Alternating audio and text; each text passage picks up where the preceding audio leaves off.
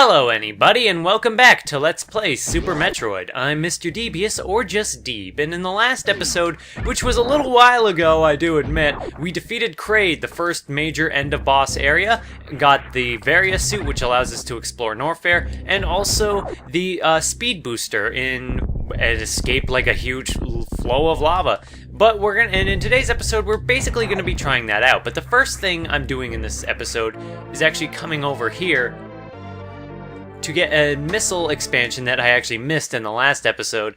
Super Metroid has a lot of power-ups that are kind of like this. They're very easy to miss, which is just kind of the nature of the game with so many branching paths, and a lot of them just lead to short dead ends that don't have anything in them. And incidentally, there is a missile pack I could go get right now, based on the fact that it's near the speed booster room. In fact, I am going to go clean that up right now. See you there. We're just gonna run all the way back down here now that we've finally made it back, and try out the speed booster again, fall in the lava, because dumb, ow, and I keep jumping into the spikes, and the missile pack is actually right here of all places. It's a very interesting place for a missile pack, and kind of silly, and this is kind of an example of missile packs and upgrades that are just scattered in blocks that you just have to randomly shoot. So I'm gonna meet you back in the main bubble room, and then we'll continue on from there. Again, this is more forgivable, by which I mean what I'm talking about is collectibles that are just hidden in random destroyable blocks are kind of annoying, but at the same time, they are also more forgivable than it was in the original Metroid, where every block basically looked the same, because this game is a little bit better about giving you clues about where power-ups are based on the level design. That missile pack, not so much, but at the same time, I mean, well, yeah, that missile pack just kind of sucks. Just checking my map, and we want to go left of here. And what that will do is it'll give us a room to use our speed booster in, and we're almost there, but yeah. We're actually going to be getting an item soon that will allow us to, check a whole room for destroyable blocks, and then a better one after that. But now that we have the speed booster, we can run through here and destroy everything. Speed booster is just maybe the best thing in the game ever. I'm just gonna save real quick now that that little distraction is done. So we got through that room and we made ourselves a little shortcut with the speed booster, but we didn't actually make any progress to a new area with the speed booster. That was just kind of shortcutting the way back. And this is also a thing that Super Metroid does well, is kind of using new power-ups to kind of shortcut across back large areas and kind of opening up a quick path. Now you might remember this room as being with doors that close too quickly for you to get through, but now with the speed booster you can run through, and then of course you'll just immediately come to a halt on this floor. You might be wondering what that is, and again, it's a thing that'll be relevant later. Metroid does that a lot. That's kind of the nature of Metroidvanias in general, where there's a lot of what is that, and then you can only deal with it later. I mean, that's kind of like the major point of them, now that I think about it. And here we come into this room with a bunch of heads, which again you can kill with super missiles and not much else. Now, I've said before that you can kill enemies, like you won't get pickups for items that you're full on. However, there are only certain enemies that drop like super missiles. Like some enemies won't even drop super missile power-ups, some won't drop other rare pickups. But anyway, we come to this room and there are weird dancing blobs that you can't do anything, so you have to go back, because you can't do anything in there. Now what do you do here but you shoot your way down, and I'm not sure how you're supposed to... Basically, what I think they assume you do here is you get stuck in that room, you realize you can't go anywhere, so you come back and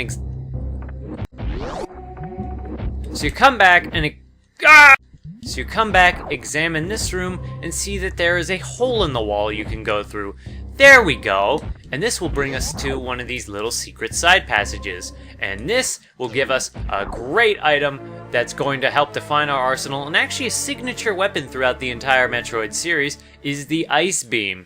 Ice Beam, of course, as you might be able to guess, freezes most enemies, some enemies not, but it's especially effective in Norfair, and it's cool that you get it in Norfair. And, actually, this is kind of a good time to kind of talk a little bit about, like, some Metroid lore. It can also freeze enemies that you can't necessarily destroy.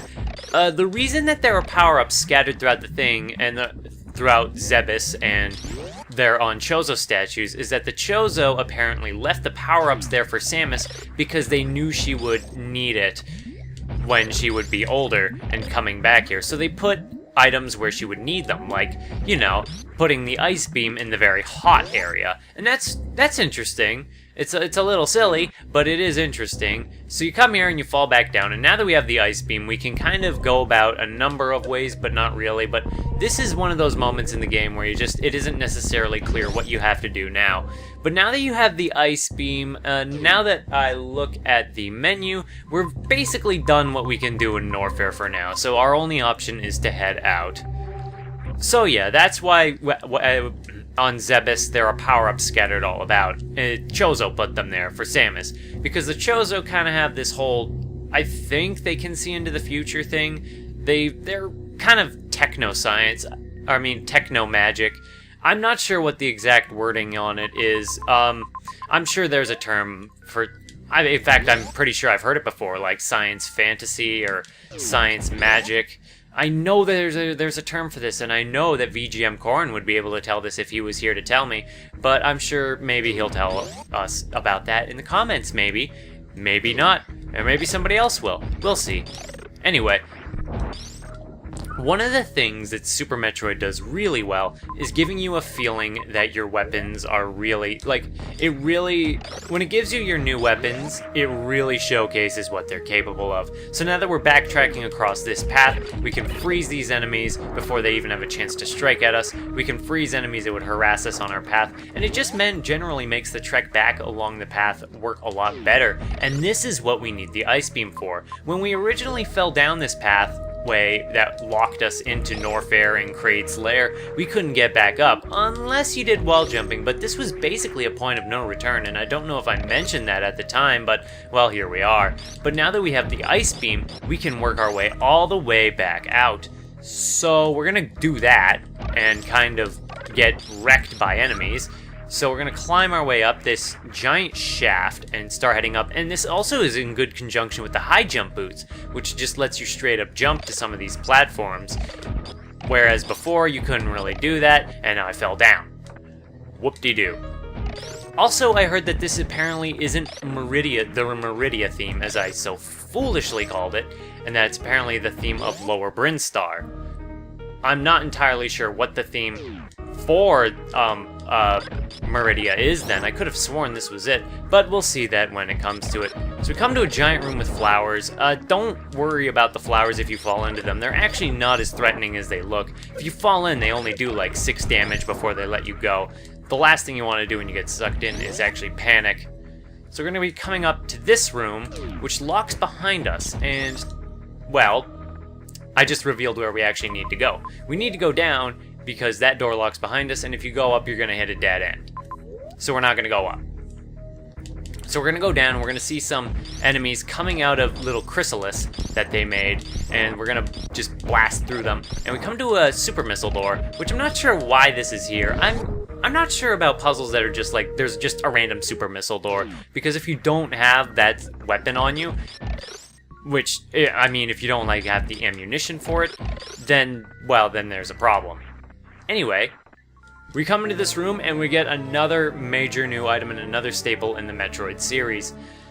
And this is kind of something that makes Super Metroid a little bit unique compared to its sequels and even its original, is it gives you a ton of your arsenal very early in the game and just kind of lets you experiment with it. And right away, if you use it in this room, you can actually vaporize the wall behind the Chozo statue and get yourself a missile upgrade. This is kind of the item I was referencing a little earlier that lets you check like basically any tile in the game in any room with just a big wipeout thing that actually kills most enemies in one hit. The only thing is, as powerful as it is, not a ton of enemies drop supplies for it, so you kind of need to be wary about when you use it and when you conserve it. So you need to kind of be smart about that. Anyway, we're gonna shoot these dudes because they're in the way. But yeah, is that a puzzle, really? Just giving you a random locked door you can't open any other way? And while we're here, we're gonna blast this door open. At this point, we could actually head down to this room here, but we're not gonna do that, because you might remember, you see this blank little square room right here. You could head down there and blast it open with power bombs, but we're not gonna do that, because, well, we still need another power-up to get further into that room, and that's kind of silly / annoying design, if you ask me. So we're just gonna go in here and save. And I don't think there's going to be a boss today. I think I kind of know where I'm going to end this episode. But, well, first things first, we're going to blast open this door. And I think there will be a power-up in here we can use. Yes, there will be. So here we have giant side hoppers that are huge enemies that do massive damage if they hit you. However, thankfully, super missiles, well, even a super missile doesn't immediately kill them. And I just wasted all my super missiles. Way to go, me. So we come in here and you might notice that there's no chomper in, like, the flower on the right. So what do? You use a power bomb. That clears out the floor. And that lets you get a power bomb upgrade. Generally speaking, Super Metroid likes to, and Metroid in general, you'll need a power-up to get more ammunition for that power-up. Like, we had to use the power bomb to get more power bombs, and usually there's just like one select unit you can get on its own, and that's how you get the first one. Like a designated first one. That being, I don't know why I came back in here, that was a stupid idea. Like a designated, because those side hoppers do massive damage. Where was I? Oh yeah. Like, granted, you can get a lot of power bombs or super missiles just by sequence breaking early on and get like unintended ones, but again, I'm not gonna do that. But that's one of the beautiful things about Super Metroid, and even if you don't sequence break, the fact that it gives you so many tools right away for exploring your environment, like right off the hop, it's cool. And I don't know why you have to blow this up from both sides, but I'm gonna do it because just, you know, gotta keep things in order. Generally speaking, power bombs are kind of rare to find as ammunition, although those ball enemies in Norfair seem to drop them pretty reliably.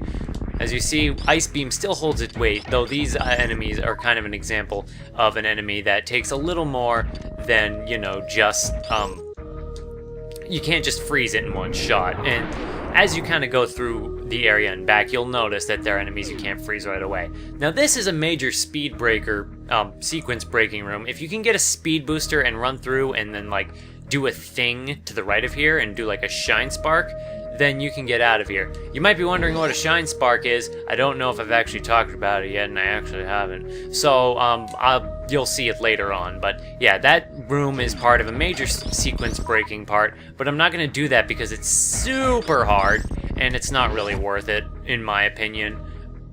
So you come to this weird random tube, and make sure you come out of here running, because if you do, you can run through this wall, and where do we come back to? But our ship. I'll be right back, except, no, I'm not going to be right back. I'm going to come up here, and what we're going to do is, I think this is where we're going to call the episode, now that we've made a full circle all the way back to our ship.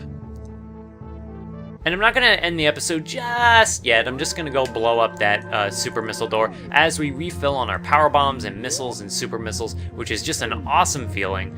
Metroidvanias, I think Metroidvanias that do this it's kind of cool to come full circle.